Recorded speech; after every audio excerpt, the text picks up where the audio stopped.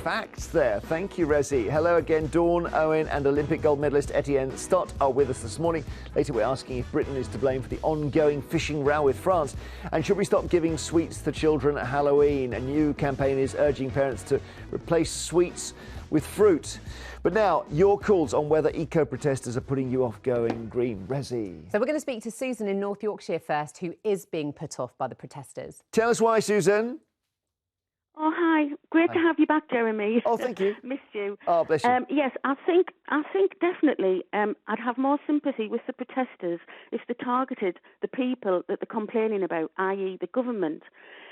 If they want to glue themselves to railings, do it outside Downing Street, do it outside Parliament, government buildings, not the M25 motorway. I'm really concerned that there will be soon a major incident with someone actually being killed. And I know Owen mentioned about, temporary closures of M25s and motorways help, but a temporary closure can lead to a loss of life, which is permanent for those families and loved ones. There's no going back from a death. And I just feel that they're definitely targeting the wrong people. And any sympathy I have is going by the day. Every time I hear of another...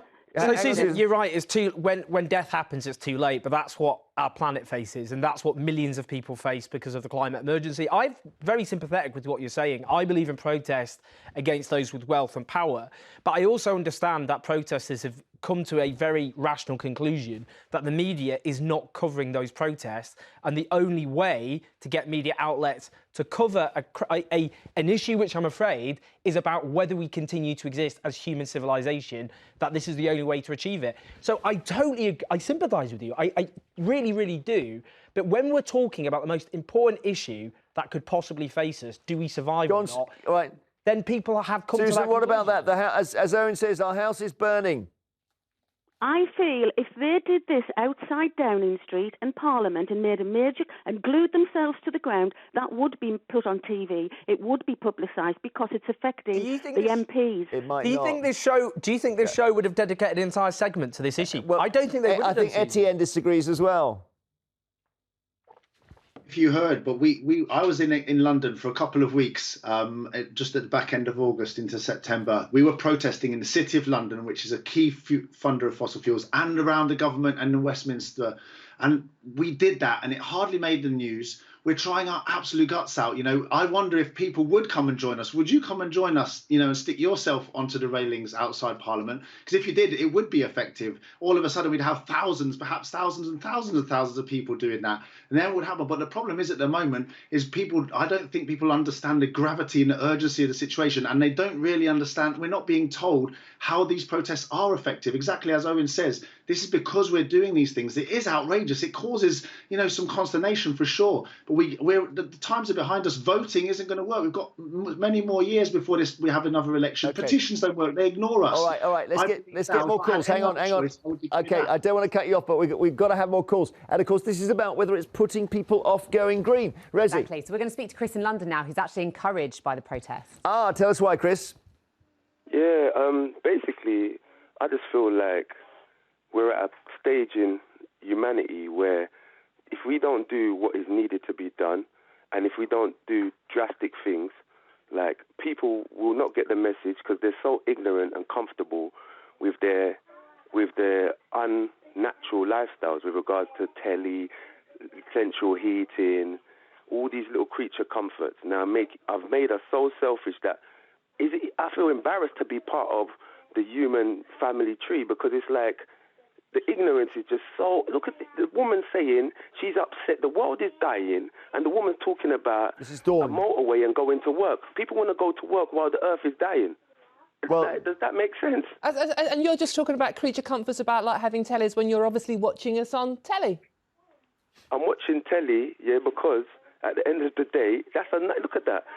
We're talking about whether or not it's right or wrong with regards to the protest, and you're trying to validate your argument by pinpointing the fact that I'm watching something that is positive to try and address a serious question in life. Look, this is a problem. Look, I agree. We all need to do something, Chris. No, hold on. We all need to do something, but we all need to make personal sacrifices as well. And you're talking about sort of like, you know, doing away with tellies whilst watching us on telly, and there's an awful lot of hypocrisy here. Well, yeah, it was. I think he wasn't calling for the end of TV. You're basically saying we're all a bit cocooned and mollycoddled.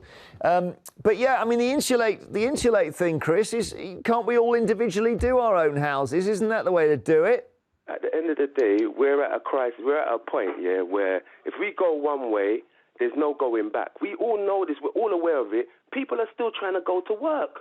Like, when we should be addressing it as a community, as a community of humans, we need to be sitting down and saying, listen, we're going too far. This is wrong. All right, I hear you. That is, I mean, the idea would take time off to deal with the planet. That's an amazing thought, but maybe it is that serious. I also feel like we need to be educating people more, and I agree with you, Dawn. I think by rallying people up and gluing yourself down onto a motorway is not going to get people educated about how serious the situation is. If anything, people are just going to get upset and annoyed by it, and then you're not going to have them on your side. But the key here is to get them onto your side. You need to rally in numbers, and I feel like people are just getting frustrated. Yeah, but again, throughout history, people always said this about protest movements. They said it about suffragettes, they said it about the gay rights movement, they said it about strikes to get workers' rights.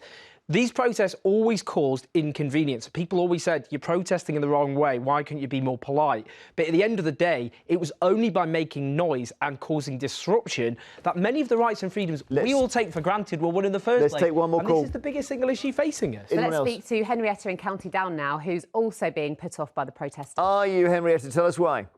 Well, I'm not so much put off. I do try to be green as best I can on all fronts, but I just don't understand it. It's mystifying. I don't understand protests per se in any case. Why would you not want to go to work? If I don't work, I don't eat. Well, yeah, I think that was maybe an point out no work, no tax, no national health, no nothing. It gets us talking now, Henrietta. That's the thing. It gets us talking about it.